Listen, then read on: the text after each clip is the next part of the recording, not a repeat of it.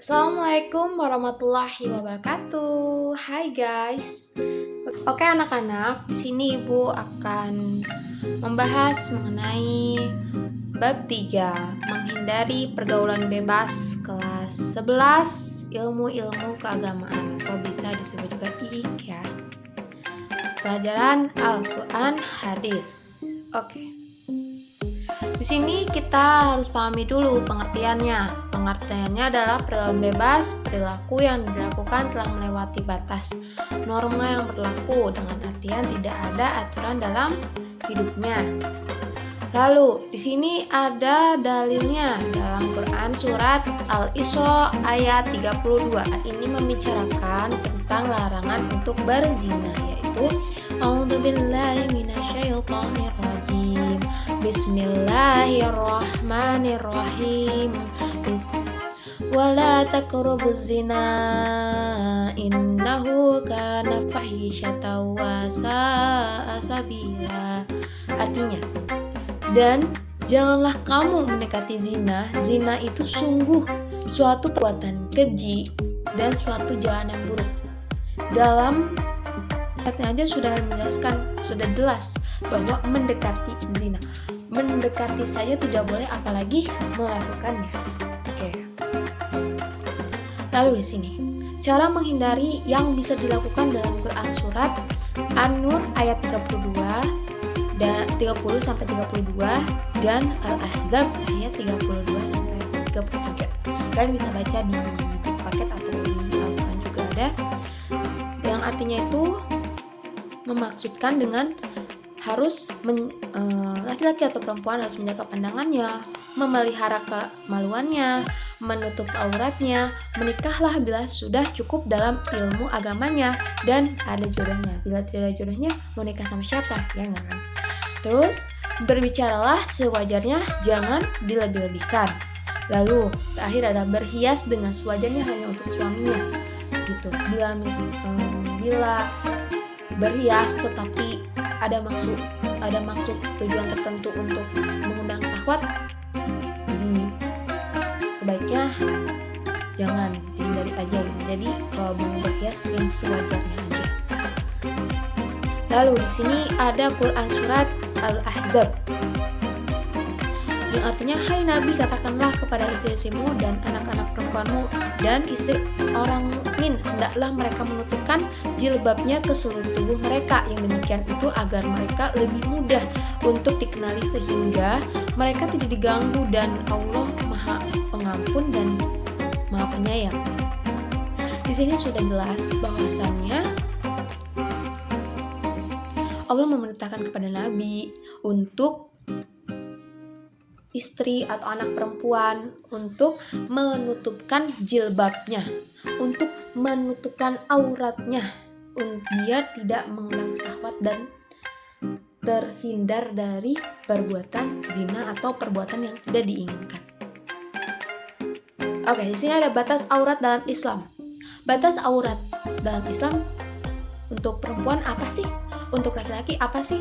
Untuk laki-laki, aurat laki-laki antara pusar hingga lutut, dan pakaian harus lalu tidak menyerupai wanita. Ketiga, tidak menyerupai orang kafir ya, atau memakai yang bukan yang harus dipakai gitu kan.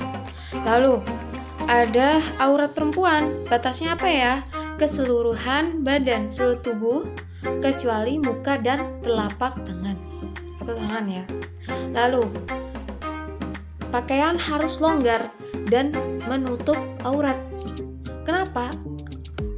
Ada yang dikatakan bahwasannya perempuan itu memakai baju tetapi seperti telanjang. Dalam artian perempuan tersebut memakai baju tetapi ngetat dan berbentuk tubuh gitu. Jadi kelihatan lekuk tubuh si perempuan itu. Oke. Tebal dan tidak menampakkan warna kulit. Kalau misalkan tidak dalam artian ketat dan menampakkan warna kulit, itu takutnya membuat syahwat kepada laki-laki yang melihatnya gitu. Lalu tidak menyerupai laki-laki dalam artian tidak tomboy lah ya. Mengapa? Dari tomboy atau dari sikap yang tidak sewajarnya itu bisa menimbulkan perempuan itu tidak mensyukuri apa yang telah diberikan oleh Allah. Lanjut. Nah, di sini ada hukuman atau hukum dari adanya perbuatan zina. Bila sudah dilakukan, apa dong harus yang kita lakukan gitu? Atau apa penyelesaiannya? Nah, di sini ada Quran surat Al-An'am ayat 70 ini yang artinya, tinggalkanlah orang-orang yang menjadikan agamanya sebagai permainan dan senda gurau, dan mereka telah tertipu oleh kehidupan dunia. Peringatkanlah mereka dengan Al-Quran agar setiap orang tidak terjerumus ke dalam neraka karena perbuatannya sendiri. Tidak ada baginya pelindung dan pemberi syafaat pertolongan selain Allah. Dan jika dia hendak menebus dengan segala macam tebusan apapun, niscaya tidak akan diterima. Mereka itulah orang-orang yang dijerumuskan ke dalam neraka disebabkan perbuatan mereka sendiri. Mereka mendapatkan minuman dari air yang mendidih dan azab yang pedih disebabkan kekafiran mereka terlebih dahulu. Oke. Di sini ada jelas tinggalkanlah orang-orang yang menjadikan agamanya sebagai senda gurau, permainan, karena bahwasanya yang telah melakukan perbuatan zina atau yang telah mendekati perbuatan zina itu akan pasti lupa akan sebetulnya hidup dia itu tujuan hidupnya untuk apa? Untuk beribadah kepada Allah. Bila sudah melakukan perbuatan zina, pasti itu akan lupa janjinya atau yang dia seharusnya lakukan itu adalah beribadah, menjauhi larangannya, dan menuruti semua perintah Allah. Begitu. Jadi tidak usah ditolong orang yang telah berbuat zina. Begitu. Oke, lanjut. Quran surat Al-Anfal ayat 35. Dan sholat mereka di sekitar Baitullah itu tidak lain hanyalah siulan dan tepuk tangan. Maka rasakan disebabkan kekafiran itu. Di sini sudah jelas, dan sholat di sekitar Baitullah itu tidak lain hanya siulan. Jadi Allah bila sudah melihat orang yang berbuat zina atau yang telah yang telah tidak menuruti apaan dari Allah ya dan Rasulnya, itu sudah pasti dalam Al-Quran ini sudah jelas ya. Allah itu melihat hanya seperti siulan dan tepuk tangan, bukan sholat. Ternyata serem banget ya. Kita lanjut. Nah, Quran surat Al-Hijr ayat 3. A'udzubillahi minasyaitonir rajim. Rahmanirrahim. Zarhum ya'kulu wa zarhum. Biarkanlah mereka di dunia ini makan dan bersenang-senang dan dilalaikan oleh angan-angan kosong mereka. Maka kelak mereka akan mengetahui akibat. Jadi sudah dipastikan orang-orang yang tidak menuruti perkataan Allah itu sudah pasti di dunia itu sangat dibiarkan kehidupan enak, kehidupan yang melupakan Allah itu sangat disengaja oleh Allah agar sudah tidak ada ampun dan sudah dipastikan bahwasanya orang-orang itu sudah lalai dan sudah tidak dipedulikan oleh Allah. Sungguh miris ya kalau misalkan Allah sudah tidak mengingatkan kita lagi akan kebaikan. Nah, di sini ada Quran surat Al-Baqarah ayat 123. Hari ketika tidak seorang pun dapat menggantikan membela orang atau membela orang lain sedikit pun, tebusan tidak diterima, bantuan tidak berguna baginya, dan mereka tidak akan ditolong. Betul sekali. Nanti di akhirat itu pasti ya, yang namanya teman hangout, teman apapun lah itu ya, yang membantu kamu di dunia itu pasti tidak akan bisa menolong kamu bila kamu sudah terseret dalam neraka. Bila lalu apa sih Bu kalau misalkan yang membantu kita, yaitu amalan kita sendiri gitu, badan kita sendiri. Bahkan badan dan tangan kita itu nanti di hari kiamat atau di hari pembalasan itu akan berkata sendiri bahwasannya tangan kamu dipergunakan untuk apa dalam dunia, dalam hal kebaikan atau keburukan. Pasti anggota tubuh semuanya itu akan berbicara dengan sejujurnya, dan mulut akan terkunci karena mulut akan mengeluarkan kata-kata kebohongan. Oke, lanjut. Allah SWT telah menjelaskan hukuman bagi pelaku fahisyah atau hukuman azab yang diberikan kepada umat Nabi Lut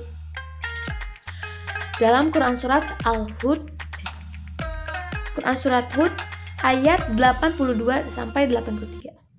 Maka ketika keputusan kami datang, kami menjungkir balikan negeri kaum Lut. Kami hujani mereka bertubi-tubi dengan batu dari tanah yang terbakar, yang diberi tanda oleh Tuhanmu, dan siksaan itu dia adalah jauh dari orang-orang yang zalim. Oke, di sini yang dilempari batu itu kaum apa?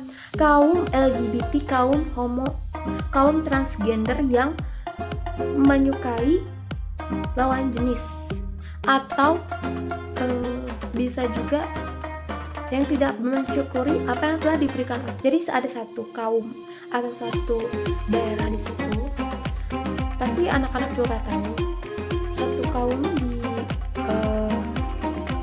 di pada masa Nabi Lut itu mereka banyak kaum LGBT, dan karena saking banyaknya mungkin langsung diazab di tempat juga, jadi dilempari batu yang terbakar, berarti batu panas ya, yang bertubi-tubi, berarti banyak banget batunya, kayak hujan batu kayak. Oke, lanjut. Nah, di sini ada Quran surat An-Nisa ayat 15 sampai 16 yang artinya, dan para perempuan yang melakukan perbuatan keji di antara perempuan-perempuan kamu, hendaklah terhadap mereka ada 4 orang saksi di antara kamu yang menyaksikan. Apabila mereka telah memberikan kesaksian, maka kurunglah mereka perempuan itu dalam rumah mereka sampai menemui ajalnya, atau sampai Allah memberikan jalan yang lain kepadanya. Dan terhadap 2 orang yang melakukan perbuatan keji di antara kamu, maka berilah hukuman kepada keduanya jika keduanya taubat dan memperbaiki diri, maka biarkanlah mereka, sungguh Allah Maha Penerima taubat Nyayang. Untuk orang-orang yang melakukan perbuatan keji seperti berzina, nah setelah diberikan hukuman, dipastikan harus ada, sebelum kita memberikan hukuman, dipastikan kita ada yang 4 orang saksi muslim yang melihat, ada yang menyaksikan, menjadi saksi bahwasanya oh ini orangnya berbuat maksiat gitu, berbuat yang tidak seharusnya gitu, biar langsung dieksekusi atau diamankan dan diberikan hukuman begitu. Nah, ini penjelasan di sini. Nah, macam-macam zina dan hukumannya. Yang pertama adalah zina muhson. Zina muhson adalah berhubungan dengan lawan jenis yang perempuan atau laki-laki, benar sih, perempuan dan laki-laki harusnya. sudah menikah tetapi melakukan zina dengan yang lain, hukumannya dirajam hingga mati. Jadi misalkan ini tuh dua-duanya tuh perempuan sama laki-lakinya tuh sudah menikah, masing-masing sudah menikah tetapi berhubungan selingkuh, lalu berhubungan zina, dan kan dari hasil perzinahan itu ada hasilnya, kayak ada anaknya, pasti sudah dipastikan itu anaknya tidak secara diakui secara sah negara ya. Dan rata-rata yang hasil perzinahan seperti itu anaknya susah untuk membuat akte kelahiran biasanya, karena tidak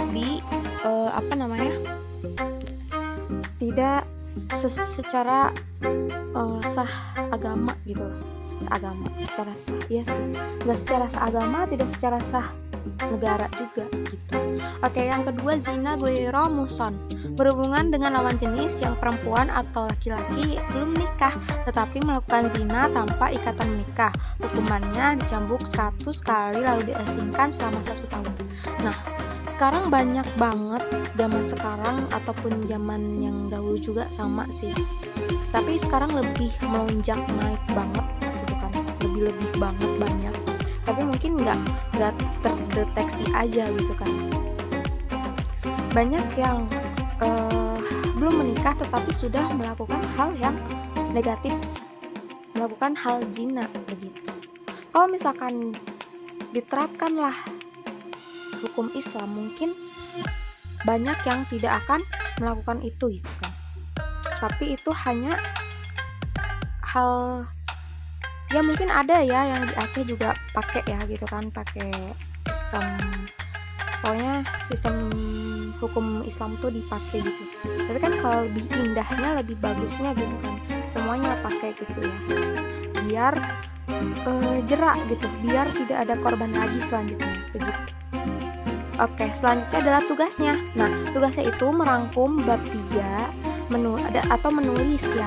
Ya sama aja sih, menulis sama merangkum Quran surat Al-Isra ayat 32 sama Quran surat Al-An'am ayat 70. Ayat dan artinya dan isi kandungannya juga ditulis ya. Terus lalu dihafalkan seperti biasa Quran surat Al-Isra ayat 32 dan Quran surat Al-An'am ayat 70. Boleh dikirimkan lewat via WhatsApp atau lewat tetap muka juga, kalau misalkan ibu hadir di sekolah boleh, atau bisa lewat email juga boleh ya. Soalnya ibu udah ngasih emailnya, nanti boleh dari grup ya kalau misalkan ada yang mau lewat email. Oke, terima kasih atas waktunya. Wassalamualaikum warahmatullahi wabarakatuh.